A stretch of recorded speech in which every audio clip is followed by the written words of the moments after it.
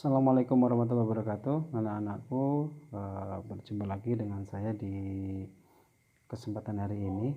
Pada kesempatan ini kita akan masuk ke pembelajaran yang kelima, tema 1, subtema 2. Ya, seperti biasa sebelumnya mari kita sebelum belajar ini ya, kita awali dengan membaca bismillah bersama-sama. Bismillahirrahmanirrahim. Semoga menambah keberkahan dari aktivitas belajar yang kita laksanakan pada kesempatan hari ini ya. Jadi jangan berpikir eman-eman kuotanya dan atau lainnya. Ini adalah cara kita belajar yang bisa kita laksanakan sekarang, meskipun tidak efektif seperti kita bertemu di kelas, tetapi ini adalah sebuah jalan yang bisa kita lakukan hanya ini, seperti itu. Tidak ada cara lain dalam pembelajaran daring ini. Jadi meskipun hasilnya seperti apa, yang jelas inilah yang bisa kita lakukan seperti ini. Kita maksimalkan saja mempelajari dari video-video yang saya kirim, dan kalau memang belum maksimal, silakan bisa belajar dengan orang tua kalian, seperti itu. Oke anak-anak, pada pembelajaran ini yang di halaman pertama bisa kalian lihat di situ kita diminta untuk mengamati ya. Ayo mengamati. Di situ ada Udin yang ketika kecil itu naik roda 3 ya, kemudian setelah dewasa sudah naik sepeda roda 2, seperti itu ya. Ya, pada teksnya bisa kalian baca, saat kecil Udin menggunakan sepeda roda 3. Sekarang Udin sudah dapat menggunakan sepeda roda 2 dengan lancar. Rajin berolahraga sepeda membuat kaki Udin menjadi lebih kuat dan badannya lebih tinggi. Saat kecil Edo hanya dapat menendang bola. Sekarang Edo sudah menjadi pemain bola yang hebat. Rajin berolahraga membuat badan Edo menjadi lebih kuat dan lebih tinggi. Udin suka bermain sepeda, Edo suka bermain bola. Meskipun olahraga kesukaan mereka berbeda, tetapi mereka tetap rukun. Mereka saling menghargai perbedaan ya. Meskipun Edo sukanya bola, Udin suka bermain sepeda, dan teman-teman yang lain juga mempunyai hobi yang berbeda-beda, akan tetapi itu tidak buat mereka bertengkar, tetapi malah membuat mereka itu saling menghargai perbedaan yang ada. Jadi kalau temannya suka dengan hobi atau dengan pekerjaan tertentu atau permainan tertentu atau hal lain, itu kita harus menghargai kesukaan mereka. Jangan sampai kita mengolok-olok atau sejenisnya. Ya. Pada gambar tadi itu juga disebutkan di sini ya. Siti senang berolahraga lari di pagi hari. Dayu senang olahraga renang. Lani senang bermain lompat tali. Olahraga kesukaan mereka berbeda-beda. Walaupun kesukaan mereka berbeda, namun mereka tetap rukun bermain bersama. Mereka juga suka saling membantu jika melihat teman yang mengalami kesulitan. Mereka saling menghibur pada saat sedih. Jika ada pekerjaan yang harus dikerjakan bersama, mereka selalu bekerja sama. Ini ya. Jadi di samping menghargai, mereka juga saling menghibur, saling membantu jika ada temannya yang membutuhkan bantuan. Selalu bisa bekerja sama meskipun berbeda dalam hobi, dalam menyukai pekerjaan-pekerjaan dan atau lainnya, seperti itu. Nah, ini ada tugas yang pertama yang bisa kalian selesaikan di rumah, tapi ini tidak dikerjakan di buku tugas. Nanti saya akan membuat Google Form. Kita 4 hari kemarin kita nulis di buku terus ya. Ini hari Jumat dan hari Sabtu saya jadwalkan kalian mengisi di Google Form. Jadi kalian menuliskan pendapat kalian boleh tulis di buku dulu atau langsung di HP ya. Jadi ini mengapa kita harus saling menghargai perbedaan? kalian menuliskan bisa dari dari alasan-alasan di teks tadi atau sesuai dengan pendapat yang bisa kalian sampaikan. Jadi tulis saja seperti itu ya. Kemudian yang nomor 2, apa saja manfaat yang akan kita rasakan jika kita hidup rukun? Ini juga sama ya. Kalian coba berpikir kira-kira apa saja manfaat yang akan kita rasakan jika kita hidup rukun, seperti itu. Kemudian yang ketiga, mengapa kita perlu bekerja sama? Ini juga sama ya. Kalian coba menjawab sepaham kalian, sebisa kalian, kira-kira kenapa kita harus bekerja sama, seperti itu. Ini juga seperti saya sampaikan tadi, kalian jawabnya nanti di Google Form, di HP langsung ya, dengan soal matematika yang nanti juga akan kita lihat. Apakah kamu dan teman-teman selalu hidup rukun? Apakah kamu dan teman-teman memiliki kesukaan olahraga? Coba tanyakan olahraga kesukaan teman-temanmu ya di sini ya. Kalau ini kita di kelas itu bisa kita lakukan ya. Tanya ke teman kalian masing-masing, namanya siapa, olahraga kesukaannya apa, itu bisa kita tuliskan ya.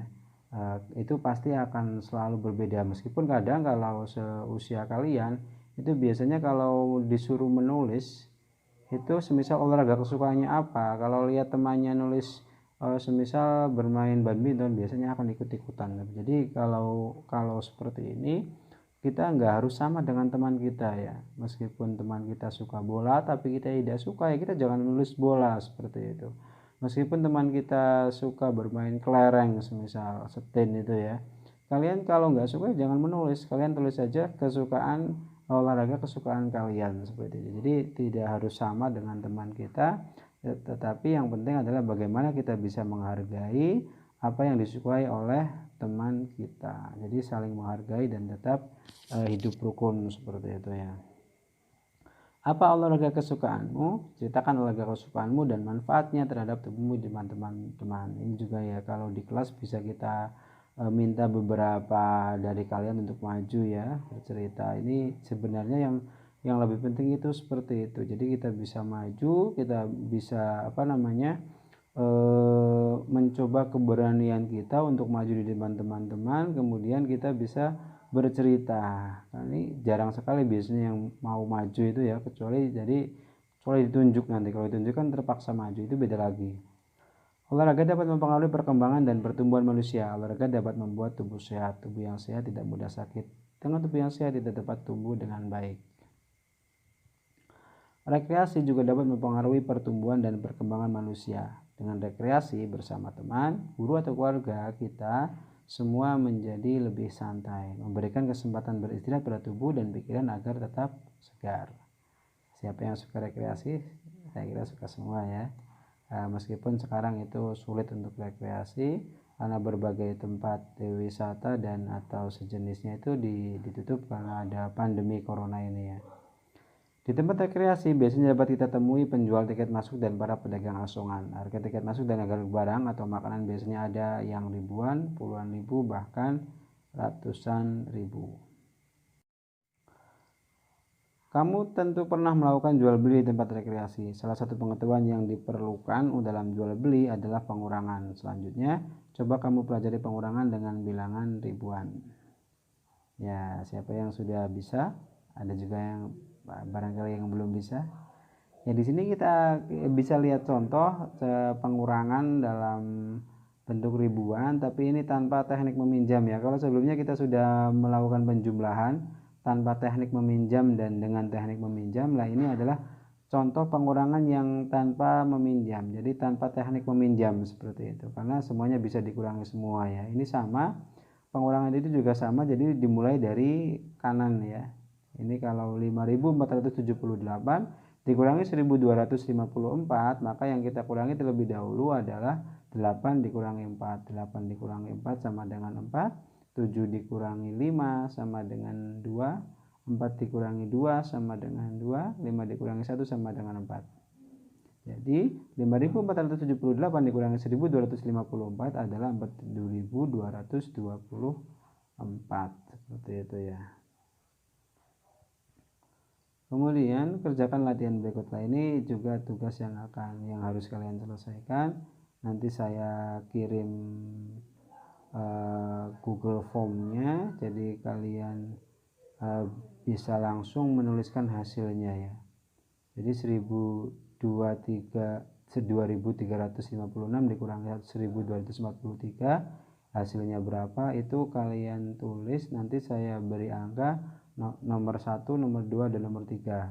Nanti langsung jawabannya saja, jangan lupa tanpa titik ya, nggak usah diberi titik. Jadi semisal hasilnya itu 1110, semisal 1110, maka cukup kalian nulis 1110 1110 berarti jangan 1.110, jangan.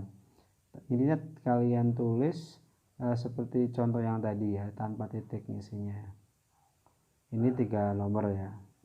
Di bawahnya itu ada contoh pengurangan dengan teknik meminjam. Ya, di sini kalau tadi pengurangan tanpa teknik meminjam, sekarang ini sudah sampai di pengurangan dengan teknik meminjam ya. Jadi ketika ada angka yang lebih kecil dikurangi dengan angka yang lebih besar, maka kita bisa meminjam ke angka setelahnya, seperti itu ya. Jadi semisal 4249 dikurangi 1926, maka 9 dikurangi 6 hasilnya 3, 4 dikurangi 2 hasilnya 2 dari kanan ya. Kemudian 2 dikurangi 9, ini kan tidak dapat mengurangi 2 dengan 9, maka caranya itu dengan meminjam. Nah, ini kalau kalau kalian bisa dilihat ya di buku kalian, ini pengurangan yang menggunakan, jadi dipisah-pisah dulu ya, ribuannya berapa, ratusannya berapa, puluhannya berapa, satuannya berapa. Tapi ini tidak efektif, jadi kita langsung ke cara lain, yaitu dengan teknik meminjam seperti itu. Ini ya, 9 dikurangi 6 3, 4 dikurangi 2 sama dengan 2, kemudian 2 dikurangi 9 itu tidak bisa, maka kita pinjam 1 ya. 4, angka 4 yang ribuan itu kita pinjam 1, diambil 1, katakan seperti itu ya. Jadi angka 4-nya sekarang berubah menjadi 3. 2-nya karena ditambahi 1, satunya kan itu kan di depannya ya, berarti lebih besar, berarti 1000. Nah, ini berarti menjadi 12 seperti itu. Yang asalnya 2 menjadi 12 setelah ketambahan 1. Jadi kalau sebelumnya 4 ya berarti 14, karena ini sebelumnya 2, kemudian mengambil 1 dari angka di depannya, maka menjadi 12. 12 dikurangi 9 sama dengan hasilnya adalah 3, seperti itu. Kemudian angka 4 yang tadi diambil 1 ya, maka kemudian menjadi 3 dikurangi 1 menjadi 2. Jadi 4249 dikurangi 1926 itu menjadi 2323. Kemudian kalian coba menyelesaikan soal pengurangan berikut ini. Nanti akan saya campurkan dengan soal sebelumnya yang tanpa teknik meminjam itu ya. Jadi silahkan kalian hitung angka ini, pengurangan ini, cukup menuliskan hasilnya saja di Google Form yang saya sediakan. Jadi nanti Google Form-nya ada 2 ya, ada yang pertanyaan tadi yang bahasa Indonesia, kemudian yang matematika ini ada 6 soal ya. 3 soal pengurangan tanpa teknik meminjam, 3 soal pengurangan dengan teknik meminjam, karena ada angka yang tidak bisa dikurangi. Oke anak-anakku, mungkin ini pertemuan kita pada hari ini, semoga bermanfaat. Sekali lagi tetap semangat ya dalam menjalani pembelajaran di rumah, pembelajaran daring, pembelajaran online ya. Semoga nanti pada saatnya kita akan bertemu dalam pembelajaran tatap muka di kelas. Wassalamualaikum warahmatullahi wabarakatuh.